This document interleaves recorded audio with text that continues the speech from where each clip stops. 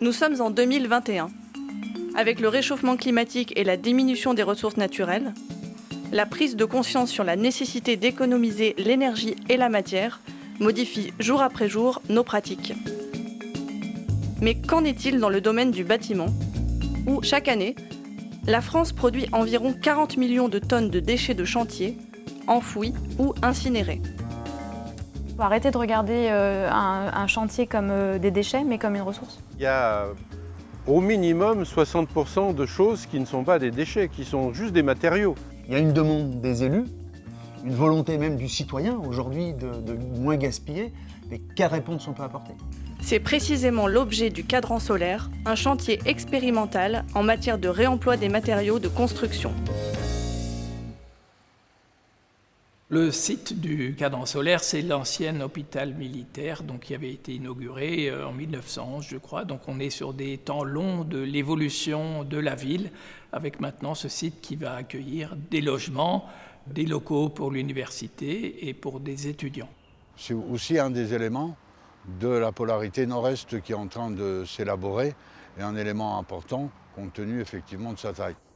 Sur une période de 6 mois, la singularité du cadran solaire a été le terrain idéal pour tester de nouvelles pratiques de valorisation des matières.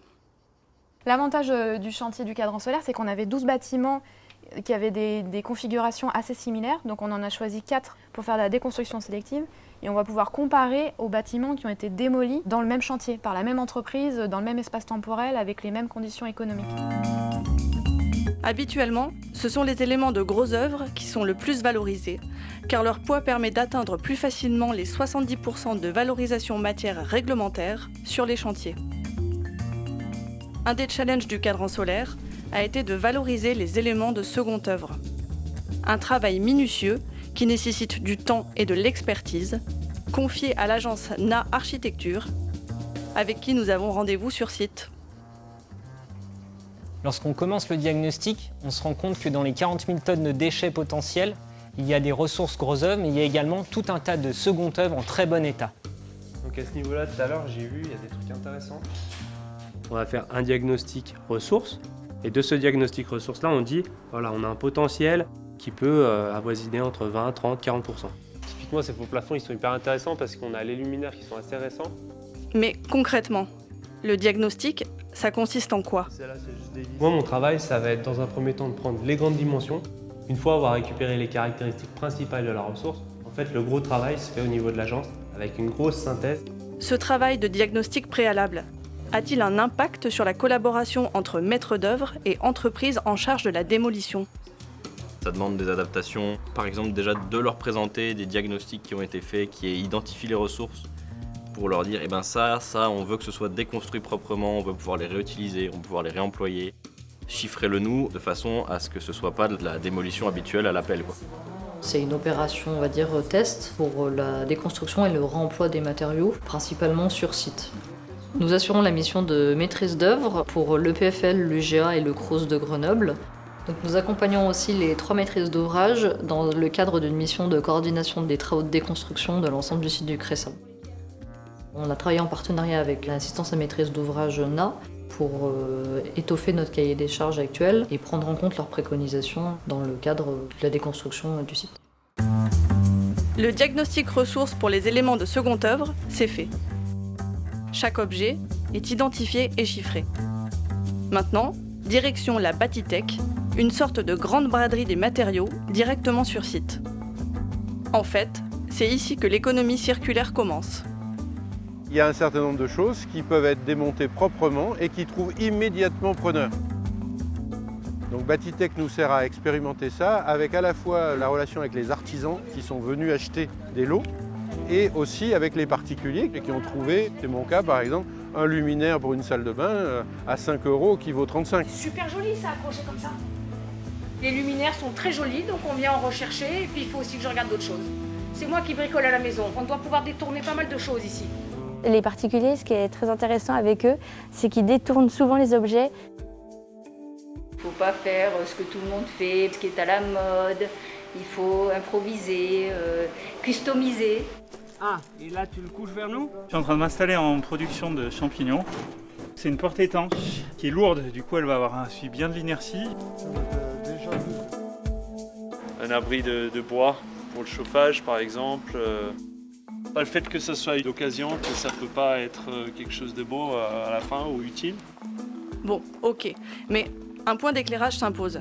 Ce qu'on voit là, c'est du réemploi, de la réutilisation ou du recyclage? Le réemploi, en fait, ça va être, on prend une fenêtre et on va la réemployer en fenêtre pour le même usage. Alors que la réutilisation, c'est on va prendre la vitre de la fenêtre, par exemple, et on va en faire une serre. Et le recyclage, c'est un autre procédé, donc plus complexe, plus énergivore.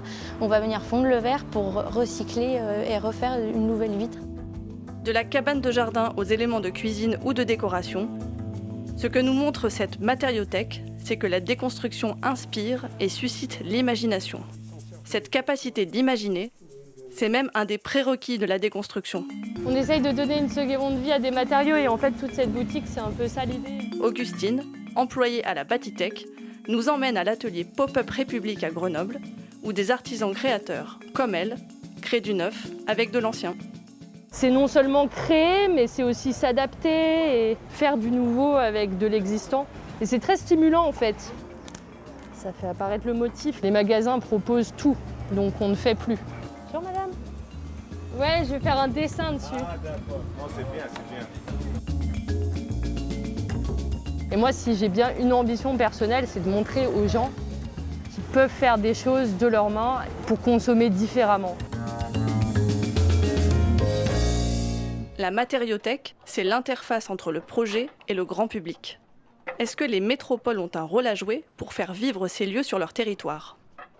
Le but aussi au niveau des métropoles, c'est clairement de mettre en place des zones de stockage. Nous, on travaille pour voir comment on va pouvoir massifier ça, c'est-à-dire proposer des lieux où des prestataires pourraient entreposer de manière temporaire et ensuite pouvoir organiser des ventes. Nous avons mobilisé tous les acteurs du territoire, la maîtrise d'ouvrage public dans un premier temps. Ils peuvent impulser le changement, on va dire, par le haut. Nous avons organisé une session de formation à la rédaction des clauses dans les marchés publics pour être en conformité avec la nouvelle réglementation, pour favoriser le réemploi grâce à la mise en place de ce qu'on appelle les inventaires ressources, pour obtenir davantage de recyclage grâce au tri à la source des déchets sur les chantiers, et puis pour avoir aussi ce qu'on appelle une meilleure connaissance de leur devenir. Ça, c'est ce qu'on appelle la traçabilité.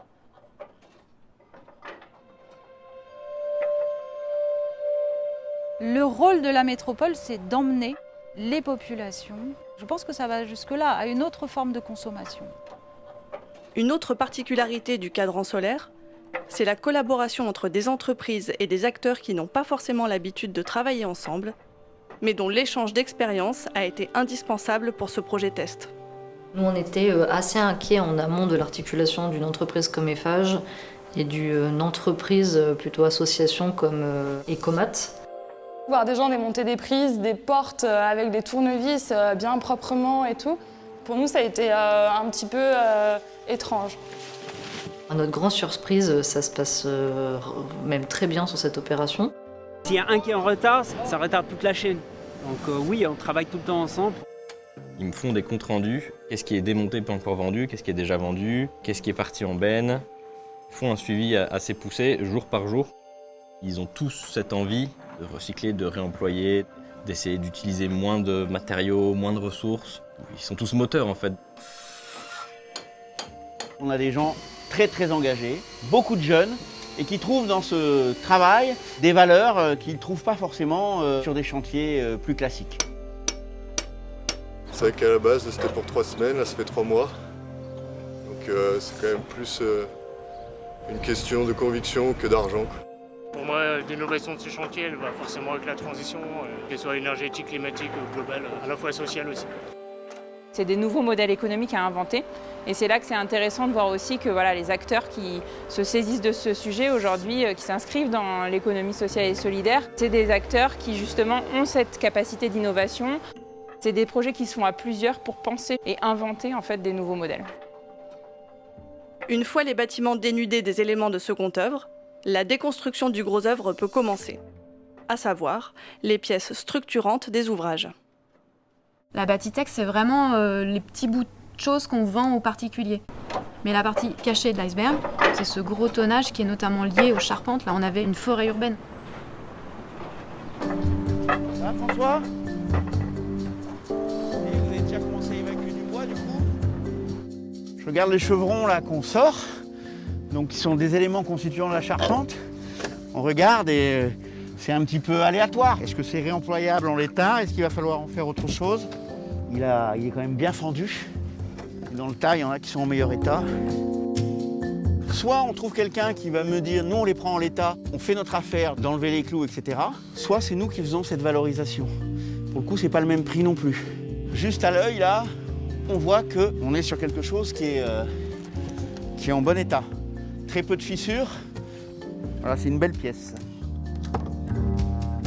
Sur le bois, on est dans une situation qui est un peu particulière, c'est qu'aujourd'hui, il y a une pénurie de matériaux. Donc on ne sait pas encore quelle incidence ça peut avoir. Bénéfique pour le réemploi pour le coup. Et sinon, côté mur, béton et pelleteuse, ça donne quoi? Donc ici, on a 2 pelles sur la fin du bâtiment 3. Donc il y a une pelle qui déblaye toutes les caves pour pouvoir ensuite enlever toutes les fondations à l'avancement. On pense sortir environ 25 000 tonnes de béton pour être concassé en 0,80. Là, vous pouvez voir le volume de 3 bâtiments seulement sur les 10. Ces blocs-là ont été préalablement broyés. Ça n'en a peut-être pas l'air comme ça, mais même à cette échelle de matériaux, le tri continue. Notre pelle est en train de mettre en place sa pince de tri pour pouvoir trier le bois, les DIB, le plastique, les pierres, etc. Pour nous, c'est vraiment l'enjeu de notre métier, en fait. Un petit inventaire est nécessaire. Ici, on peut voir toutes les pierres qui ont été déposées à la pince pour être réemployées par la suite. Les chiens assis en zinc, ils ont été récupérés par les équipes Ecomat, par nos partenaires. C'est exceptionnel de pouvoir les récupérer.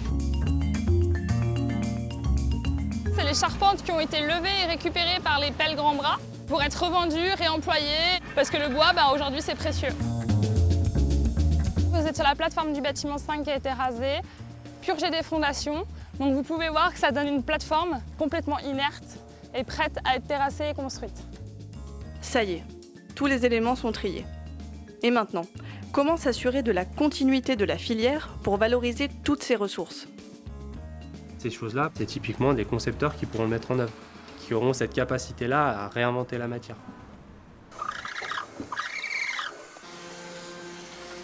C'est un préau des matériaux qui va un peu servir de ressourcerie dans les déchetteries.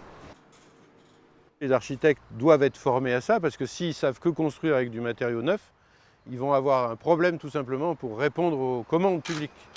Ça nous donne vraiment la possibilité de faire du chantier par nous-mêmes, de tester des choses, donc c'est vraiment hyper intéressant. Ouais. Parfait. On est poussé, on le voit, il y a une génération d'ingénieurs, d'architectes qui de plus en plus poussent à aller beaucoup plus loin dans une construction zéro déchet, zéro carbone. Donc il faut effectivement la formation des architectes, il faut aussi une formation des artisans et il faut aussi que les cadres réglementaires s'ajustent à ça.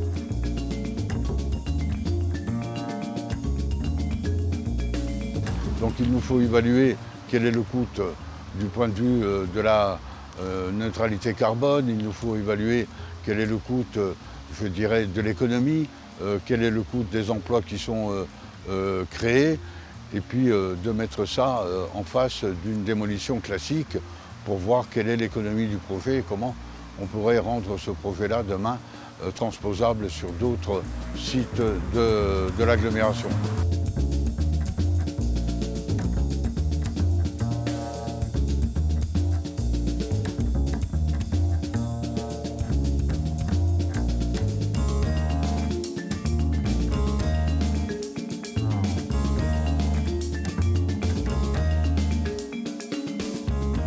L'expérience du cadran solaire sera-t-elle le déclencheur d'un nouveau modèle de la déconstruction? Tous les acteurs du projet ont réfléchi en termes de ressources et non pas de déchets. Nos équipes faisaient la dépose, ensuite c'était évacué avec un chariot. On a communiqué, on a fait visiter la Batitex et de montrer aux autres maîtres d'ouvrage qui ont des questions, qui veulent faire de la déconstruction sélective, qui ne savent pas par quel bout prendre le dossier.